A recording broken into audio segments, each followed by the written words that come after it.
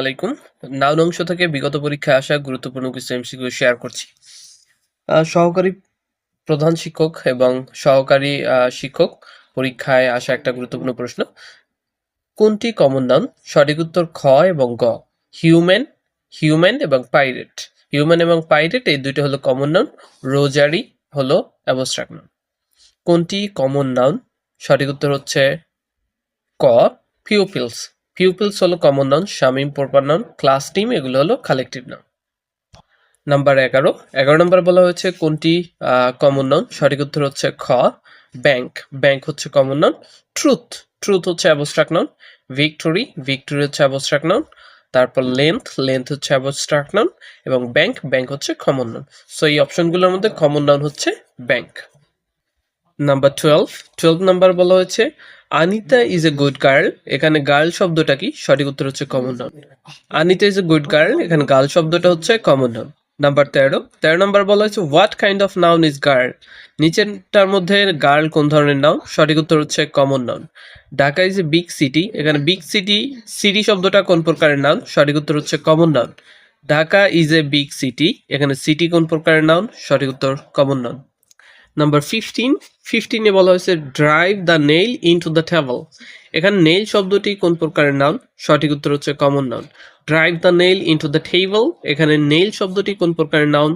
Common noun. এটা কিন্তু প্রাথমিক বিদ্যালয়ের প্রধান শিক্ষক পরীক্ষায় এসেছিল। Find out the common noun, নিচের অপশনগুলোর মধ্যে কোনটা common noun? Flock, bunch, city, Dhaka. Dhaka হচ্ছে প্রপার নাউন, সিটি এটা হচ্ছে কমন নাউন। নাম্বার 17, 17 বলা হয়েছে the elephant has great strength. এখানে এলিফেন্ট কোন ধরনের নাউন? এলিফেন্ট হচ্ছে এক প্রকারের কমন নাউন। এখানে দেওয়া আছে দ্য এলিফেন্ট, দা হলো আর্টিকেল, এলিফেন্ট হচ্ছে common noun, has great strength, strength হচ্ছে অ্যাবস্ট্রাক্ট নাউন। নাম্বার 18, 18 বলা হয়েছে what kind of noun is boy. Boy কোন ধরনের নাউন? এটা হচ্ছে কমন নাউন। বয়, গার্ল এগুলো হচ্ছে কমন নাউন। নাম্বার 19, 19 বলা হয়েছে what kind of noun is girl.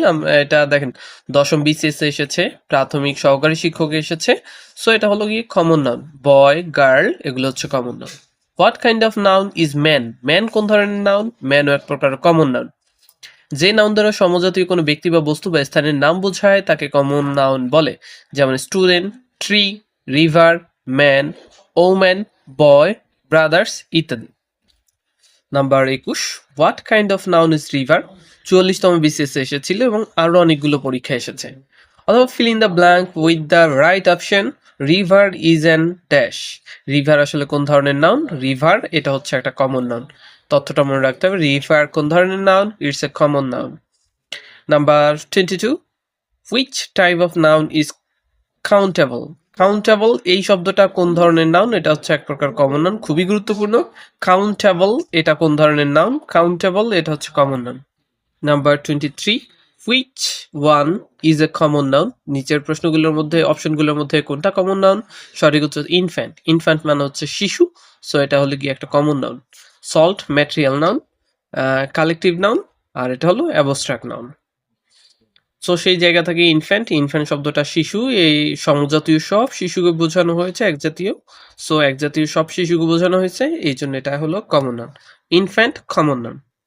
প্রাথমিক সহকারী শিক্ষক নিয়োগের আর একটা গুরুত্বপূর্ণ প্রশ্ন এসেছিল what kind of noun infant. Infant এটা আমরা ইতিপূর্বে পড়ে ফেলেছি, এটা হলো গিয়ে কমন নাউন।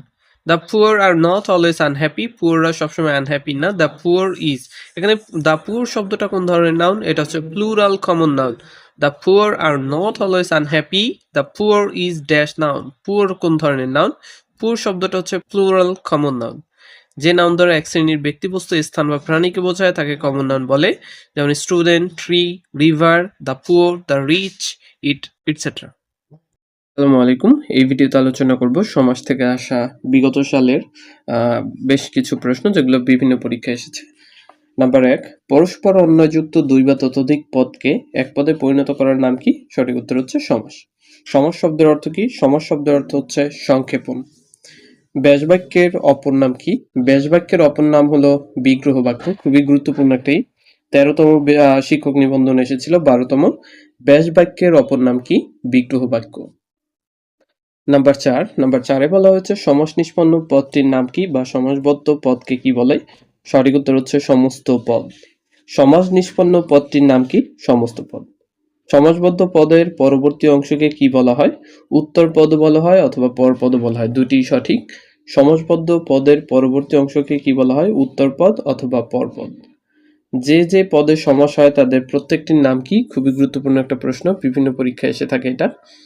যেই যেই পদে সমাস হয় তাদের প্রত্যেকটির নাম কি? সঠিক উত্তর হচ্ছে সমস্যমান পদ। সমাস ভাষাকে কি করে? সমাস ভাষাকে সংক্ষেপ করে। সমাসের রীতি কোন ভাষা থেকে আগত? সঠিক উত্তর হচ্ছে সংস্কৃত ভাষা থেকে আগত। নাম্বার 8-এ বলা হয়েছে সমাসের রীতি কোন ভাষা থেকে আগত? সঠিক উত্তর হচ্ছে সংস্কৃত ভাষা থেকে আগত।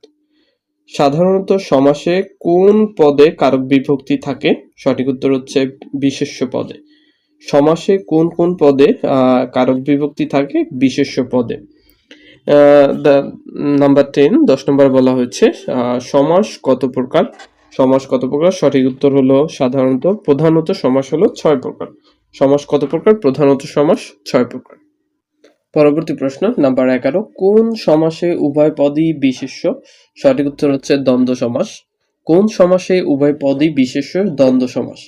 পূর্বপদ ও পরপদ উভয়েরই অর্থ প্রদানের ভিত্তিতে নিষ্পন্ন হয় কোন সমাস? দ্বন্দ্ব সমাস। পূর্বপদ ও পরপদ উভয়ের অর্থ প্রদানের ভিত্তিতে নিষ্পন্ন হয় কোন সমাস? দ্বন্দ্ব সমাস। যে সমাসে পরপদের অর্থই প্রধান রূপে বোঝায় তাকে আসলে কোন ধরনের সমাস বলে? সঠিক উত্তর হচ্ছে কর্মধারয় সমাস। যে সমাসে পরপদের অর্থই প্রধান সেটা হলো কর্মধারয় সমাস। নাম্বার 14 নম্বরে বলা হয়েছে কর্মধারয় সমাসে কোন পদ প্রধান থাকে? সঠিক উত্তর হচ্ছে পরপদ। কর্মধারয় সমাসে কোন পদ বা কর্মধারয় সমাসে কোন পদের অর্থের প্রাধান্য পাওয়া যায়? সঠিক উত্তর হচ্ছে পরপদ। নাম্বার 15 নম্বর বলা হয়েছে দ্বিগু সমাসে কোন পদের প্রাধান্য থাকে? পরপদের। দ্বিগু সমাসে কোন পদের প্রাধান্য থাকে? সঠিক উত্তর হচ্ছে পরপদের। নাম্বার 16 নম্বরে বলা হয়েছে পূর্ব পদে বিভক্তি লোপ পেয়ে যে সমাস হয় এবং যে সমাসে পরপদের অর্থ প্রধানভাবে বোঝায় তাকে কি বলে? তৎপুরুষ সমাস। নাম্বার 17, তৎপুরুষ সমাসে কোন পদ প্রধান থাকে? সঠিক উত্তর হচ্ছে পরপদ প্রধান থাকে। নবম নিবন্ধন প্রভাষকে এসেছিল অব্যয়ী ভাব সমাসের অব্যয় পদের অর্থ আসলে কেমন থাকে? সঠিক উত্তর হচ্ছে প্রধান থাকে। একাধিক পদের একপদীকরণের নাম কি? সমাস। সমাসবদ্ধ পদের প্রথম অংশকে কি বলা হয়? পূর্বপদ। সমাসবদ্ধ পদের প্রধান বা প্রথম অংশকে বলা হয় পূর্বপদ। এট এ গ্লান্স আর কয়েকটা জিনিস দেখে নেওয়া যেতে পারে। সমাস কত প্রকার? সমাস প্রধানত 6 প্রকার। দ্বন্দ্ব সমাস যার উভয় পদেরই অর্থ প্রধান থাকে। কর্মধারয় সমাস যার পরপদের অর্থ প্রধান থাকে। তৎপুরুষ সমাস যার পরপদের অর্থ প্রধান থাকে। বহুব্রীহি সমাস তৃতীয় কোনো অর্থ গ্রহণ করে বা ভিন্ন কোনো অর্থ গ্রহণ করে বা ভিন্ন কোনো অর্থ প্রধান হয় আর কি। দ্বিগু সমাস যেটা সংখ্যাবাচক থাকবে এবং অব্যয়ীভাব সমাস যার পূর্বপদের অর্থ প্রধান থাকে।